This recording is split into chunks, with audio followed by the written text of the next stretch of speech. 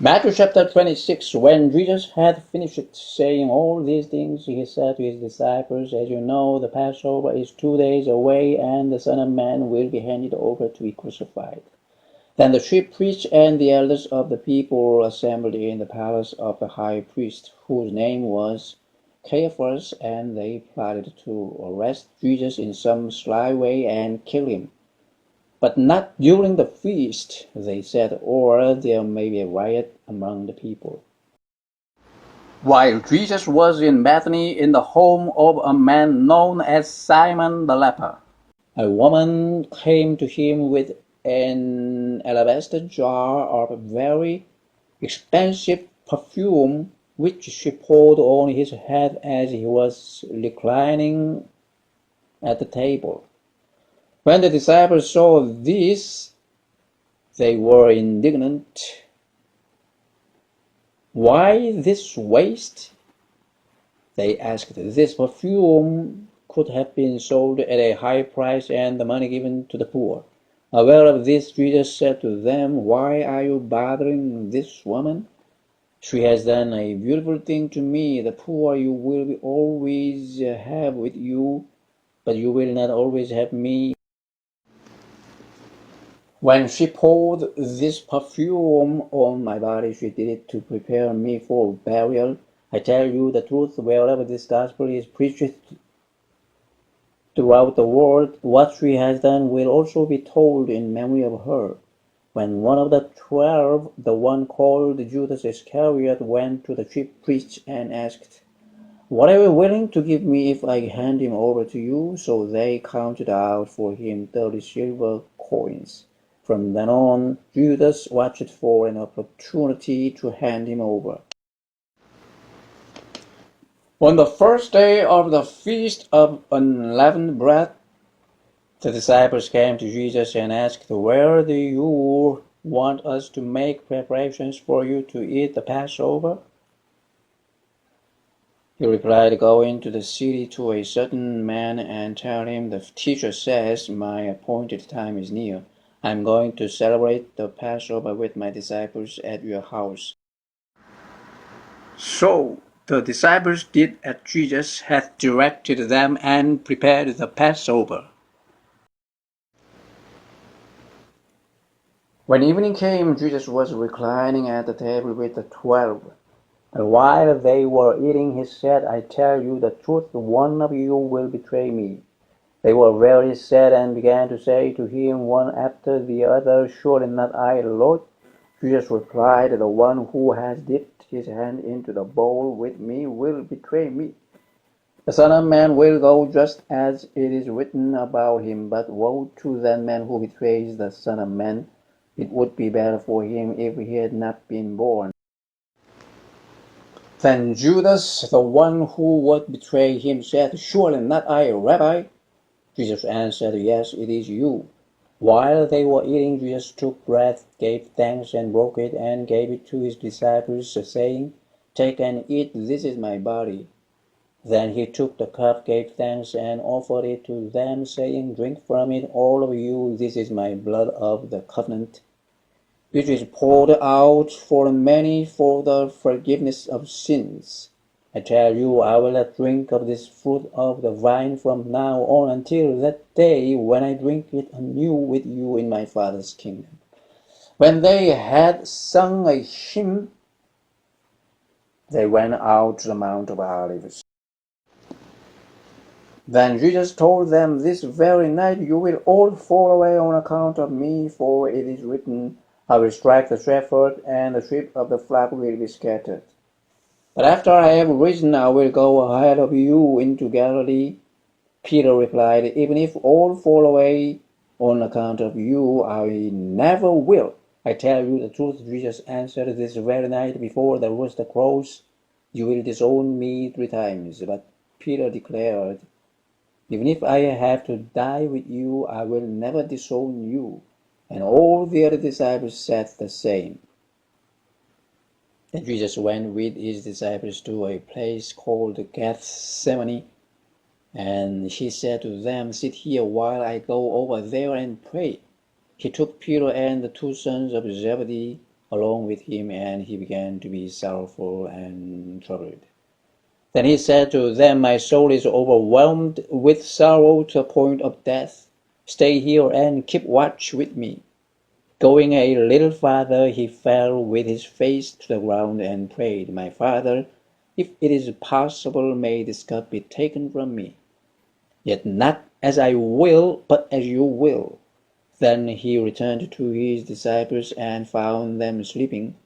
"Could you men not keep watch with me for 1 hour?" he asked Peter. "Watch and pray so that you will not fall into temptation. The spirit is willing, but the body is weak." He went away a second time and prayed, "My Father, if it is not possible for this cup to be taken away unless I drink it, may your will be done." When he came back, he again found them sleeping because their eyes were heavy. So he left them and went away once more and prayed the third time, saying the same thing. Then he returned to the disciples and said to them, "Are you still sleeping and resting? Look, the hour is near, and the Son of Man is betrayed into the hands of sinners. Rise, let us go. Here comes my betrayer." While he was still speaking, Judas, one of the 12, arrived. With him was a large crowd armed with swords and clubs, sent from the chief priests and the elders of the people. Now the betrayer had arranged a signal with them. "The one I kiss is the man, arrest him." Going at once to Jesus, Judas said, "Greetings, Rabbi," and kissed him. Jesus replied, "Friend, do what you came for." Then the man stepped forward, seized Jesus, and arrested him. With that, one of Jesus' companions reached for his sword, drew it out, and struck the servant of the high priest, cutting off his ear. "Put your sword back in its place," Jesus said to him, "for all who draw the sword will die by the sword. Do you think I cannot call on my Father, and he will at once put at my disposal more than 12 legions of angels? But how then would the scriptures be fulfilled that say, 'It must happen in this way'?" At that time Jesus said to the crowd, "Am I leading a rebellion that you have come out with swords and clubs to capture me? Every day I sat in the temple courts teaching, and you did not arrest me. But this has all taken place that the writings of the prophets might be fulfilled." Then all the disciples deserted him and fled. Those who had arrested Jesus took him to Caiaphas the high priest, where the teachers of the law and the elders had assembled. But Peter followed him at a distance, right up to the courtyard of the high priest. He entered and sat down with the guards to see the outcome. The chief priests and the whole Sanhedrin were looking for false evidence against Jesus so that they could put him to death. But they did not find any, though many false witnesses came forward. Finally, 2 came forward and declared, "This fellow said, 'I am able to destroy the temple of God and rebuild it in 3 days.'" Then the high priest stood up and said to Jesus, "Are you not going to answer? What is this testimony that these men are bringing against you?" But Jesus remained silent. The high priest said to him, "I charge you on the oath by the living God, tell us if you are the Christ, the Son of God." "Yes, it is as you say," Jesus replied, "but I say to all of you, in the future you will see the Son of Man sitting at the right hand of the Mighty One and coming on the clouds of heaven." Then the high priest tore his clothes and said, "He has spoken blasphemy. Why do we need any more witnesses?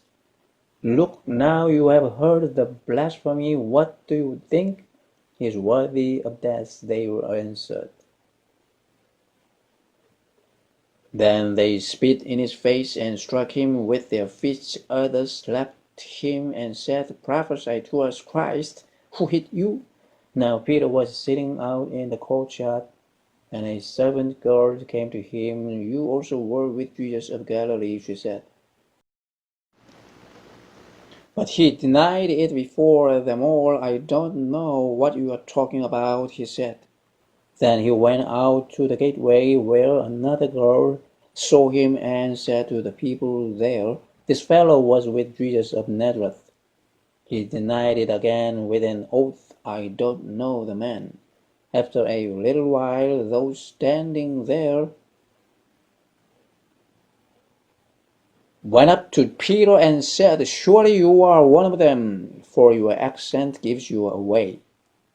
Then he began to call down curses on himself, and he swore to them, I don't know the man. Immediately a rooster crowed. Then Peter remembered the word Jesus had spoken. Before the rooster crows, you will disown me 3 times. And he went outside and wept bitterly.